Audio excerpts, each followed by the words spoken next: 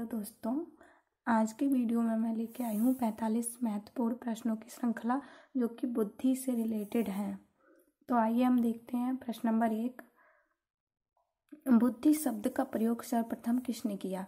बुद्धि शब्द का प्रयोग सर्वप्रथम किया हर्बर्ट स्पेंसर ने सन 1895 ईस्वी में। किसके अनुसार बुद्धि कार्य करने की एक विधि है? इसका आंसर है वुडवर्थ, यानी वुडवर्थ के अनुसार बुद्धि कार्य करने की एक विधि है। ये किसने कहा है? वुडवर्थ ने। वुडवर्थ की परिभाषा है ये। बुद्धि अमूर्त विचारों के बारे में सोचने की योग्यता है। ये किसने कहा है? ये कहा है टर्मन ने। अगला प्रश्न है, नवीन परिभाषा से चेतन अनुकूलन ही बुद्धि है। ये रॉस ने कहा है। किसके अनुसार बुद्धि ज्ञान, आविष्कार, निर्देश एवं आलोचना इन 4 शब्दों में निहित है? इसका आंसर है विनय, यानी विनय ने क्या कहा है? विनय ने कहा है कि जो बुद्धि है वो ज्ञान, आविष्कार, निर्देश और आलोचना इन 4 शब्दों में ही निहित है। बुद्धि कितने प्रकार की होती है? तो बुद्धि 3 प्रकार की होती है। बुद्धि के 3 प्रकार कौन कौन से हैं? सामाजिक बुद्धि, अमूर्त बुद्धि तथा मूर्त बुद्धि। क्वेश्चन नंबर 9 है, एक व्यक्ति जो मिलजुल कर सामाजिक कार्यों में हाथ बटाता है उसके अंदर किस प्रकार की बुद्धि है? तो उसके अंदर सामाजिक बुद्धि है, यानी जो सामाजिक कार्यों को करता है या उनमें हाथ बटाता है तो उसके अंदर सामाजिक बुद्धि होगी। मोहन एक बहुत अच्छा कलाकार है, उसके अंदर कौन सी बुद्धि है? तो जो कलाकार और कहानीकार, इनके अंदर होती है अमूर्त बुद्धि। प्रश्न नंबर 11 है हमारा, इंजीनियर में कौन सी बुद्धि होती है? तो इंजीनियर और कारीगर जो भी होते हैं उनके अंदर मूर्त बुद्धि होती है। सबसे पहला बुद्धि परीक्षण किसने बनाया? तो जो सबसे पहला बुद्धि परीक्षण है वो विनय तथा साइमन द्वारा बनाया गया 1905 ईस्वी में। बुद्धि परीक्षण कितने प्रकार के होते हैं? तो बुद्धि परीक्षण 2 प्रकार के होते हैं, व्यक्तिगत व सामूहिक। व्यक्तिगत बुद्धि परीक्षणों को कितने भागों में बांटा गया है? तो जो व्यक्तिगत बुद्धि परीक्षण है उनको 2 भागों में बांटा गया है, शाब्दिक या भाषात्मक तथा अशाब्दिक या क्रियात्मक। अगला प्रश्न है, सामूहिक बुद्धि परीक्षणों को कितने भागों में बांटा गया है? तो जो सामूहिक बुद्धि परीक्षण है वो भी सेम है, 2 भागों में इनको बांटा गया है और इनके अंतर्गत भी शाब्दिक तथा अशाब्दिक परीक्षण आते हैं। प्रश्न नंबर 16 है, विनय साइमन बुद्धि परीक्षण का निर्माण किसने और कब किया? तो विनय साइमन बुद्धि परीक्षण है उसका निर्माण विनय तथा साइमन ने सन 1905 ईस्वी में किया। विनय साइमन बुद्धि परीक्षण किस आयु वर्ग के लिए था? जो विनय साइमन बुद्धि परीक्षण था वो 3 से 15 वर्ष तक के बच्चों के लिए था। विनय साइमन स्केल में किस प्रकार से प्रश्न रखे गए थे? तो इसके अंतर्गत प्रत्येक वर्ष के बच्चों के लिए 5 प्रश्न रखे गए थे, लेकिन जो 4 वर्ष के बच्चे थे उनके लिए 4 प्रश्न तथा 11 तथा 13 वर्ष के बच्चों के लिए कोई प्रश्न नहीं था। प्रश्न नंबर 19 है, विनय साइमन स्केल कितने समय बाद किया जाता था? जो विनय साइमन टेस्ट था वो 2 से 5 वर्ष तक के बच्चों के लिए 6 माह बाद तथा 5 वर्ष से जो ऊपर के बच्चे थे उनके लिए वर्ष में 1 बार किया जाता था। विनय साइमन स्केल की कमियों को दूर करने के लिए कौन सा परीक्षण लाया गया? तो जो विनय साइमन स्केल था उसकी कमियों को दूर करने के लिए स्टैनफोर्ड विनय स्केल सन 1916 में लाया गया। स्टैनफोर्ड विनय स्केल के निर्माणकर्ता हैं? तो स्टैनफोर्ड विनय स्केल के निर्माणकर्ता हैं डॉक्टर सिरिल बर्ट। प्रश्न नंबर 22 है हमारा, सिरिल बर्ट और किस विश्वविद्यालय के प्रोफेसर द्वारा स्टैनफोर्ड विनय स्केल का निर्माण किया गया? इसका आंसर है स्टैनफोर्ड विश्वविद्यालय। स्टैनफोर्ड विनय स्केल किस आयु के बच्चों के लिए है? तो जो स्टैनफोर्ड विनय स्केल था वो 2 से 14 वर्ष तक के बच्चों के लिए था। स्टैनफोर्ड विनय स्केल में प्रश्नों का विभाजन किस प्रकार है?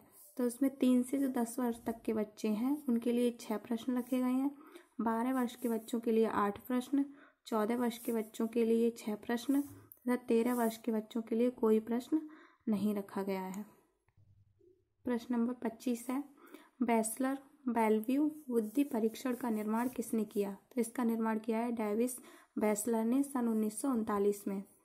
किस परीक्षण को व्यक्तिगत, शाब्दिक एवं अशाब्दिक दोनों में शामिल किया गया है? तो ये है बैचलर बेलव्यू परीक्षण। बैचलर बेलव्यू बुद्धि परीक्षण में कितने उप परीक्षण हैं? तो इसके अंतर्गत 14 उप परीक्षण हैं जिसमें से 7 शाब्दिक हैं तथा 7 क्रियात्मक या अशाब्दिक हैं। कुछ व्यक्तिगत अशाब्दिक परीक्षणों के नाम दिए गए हैं यहाँ पे, जैसे पोर्टियस भूल-भुलैया परीक्षण, भाटिया क्रियात्मक परीक्षण, आकार फलक परीक्षण तथा मेरिल पामर ब्लॉक बिल्डिंग परीक्षण। अगला क्वेश्चन है, पोर्टियस भूल-भुलैया परीक्षण का निर्माण किस मनोवैज्ञानिक द्वारा किया गया? तो इसका निर्माण किया गया पोर्टियस महोदय द्वारा सन 1924 ईस्वी में। अगला प्रश्न है, पोर्टियस भूल-भुलैया परीक्षण किस आयु के बच्चों के लिए है? तो ये है 3 से 14 वर्ष तक के बच्चों के लिए। पोर्टियस भूल-भुलैया परीक्षण में बालकों को कितने अवसर दिए जाते हैं? तो इस परीक्षण के अंतर्गत 2 अवसर दिए जाते हैं। अगर दोनों में बच्चा असफल होता है तो वो निम्न बुद्धि बच्चा माना जाता है। प्रश्न नंबर 32 है, भाटिया क्रियात्मक परीक्षण किसके द्वारा बनाया गया है? तो जो भाटिया क्रियात्मक परीक्षण है वो चंद्र मोहन भाटिया द्वारा सन 1955 ईस्वी में बनाया गया। भाटिया क्रियात्मक परीक्षण में कितने सहायक परीक्षण हैं? तो इसके अंतर्गत 5 सहायक परीक्षण हैं। उनके नाम है Kohs block design test, Alexander pass along परीक्षण, pattern drawing test, immediate memory test, चित्र रचना test. Kohs block design test का निर्माण किसके द्वारा किया गया है? तो इसका निर्माण किया गया है S.C. कोहज द्वारा सन 1923 ईस्वी में।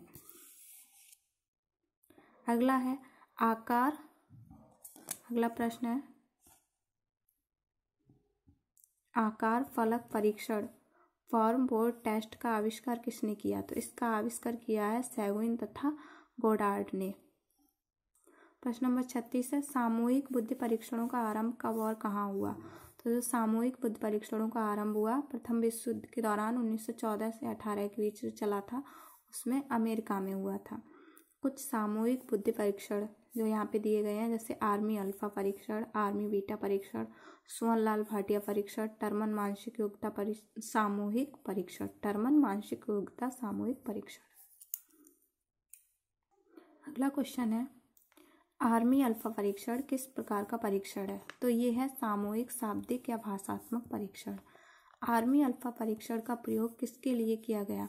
तो ये इसका प्रयोग लगभग 20 लाख सैनिकों के लिए किया गया था, उनकी बुद्धि मापने के लिए।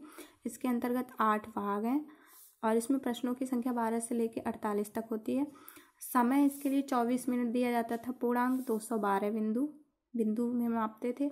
अगर 106 से ऊपर बिंदु आते थे तो वो अफसर अधिकारी रैंक होती थी, तथा 60 से 105 तक के जो होते थे वो सिपाही होते थे। अगला क्वेश्चन है, क्वेश्चन नंबर 40 है, सोहनलाल भाटिया बुद्धि परीक्षण का निर्माण कब और कहाँ हुआ? तो इसका निर्माण उत्तर प्रदेश की मनोविज्ञानशाला में डॉक्टर सोहनलाल द्वारा किया गया। अगला प्रश्न है 41, टर्मन मानसिक योग्यता परीक्षण कब किया गया? तो ये किया गया सन 1920 ईस्वी में। टर्मन मानसिक योग्यता परीक्षण, इसके अंतर्गत 10 उप परीक्षण थे। समय इसका 35 मिनट और इसमें प्रश्नों की संख्या 185। प्रश्न नंबर 43 है, आर्मी बीटा परीक्षण किस प्रकार का परीक्षण है? तो ये सामूहिक अशाब्दिक या क्रियात्मक परीक्षण है। इसमें क्या होता था, भिन्न भाषी जो लोग होते थे, यानी जो अलग अलग भाषा के सिपाही होते थे और जो बिना पढ़े लिखे होते थे, अशिक्षित होते थे, उनके लिए किया जाता था। इसको किया गया प्रथम विश्व युद्ध के समय। इसमें 15 परीक्षण होते थे। परीक्षण में चित्र और आकृतियाँ होती थी। 44 नंबर है, विजन अशाब्दिक बुद्धि परीक्षण किसके द्वारा बनाया गया? तो ये बनाया गया इंग्लैंड के मनोवैज्ञानिक विजन द्वारा। इसमें 4 उप परीक्षण होते थे। अगला है, लास्ट क्वेश्चन है हमारा 45, IQ मापने का सूत्र क्या है? IQ यानी बुद्धिलब्धि, तो इसे मापने का सूत्र है मानसिक आयु बटे वास्तविक आयु गुणा 100। ये सूत्र दिया है टर्मन द्वारा। अगर पूछता है कि सबसे पहले जो बुद्धिलब्धि का सूत्र किसने दिया था, तो वो दिया था स्टर्न ने।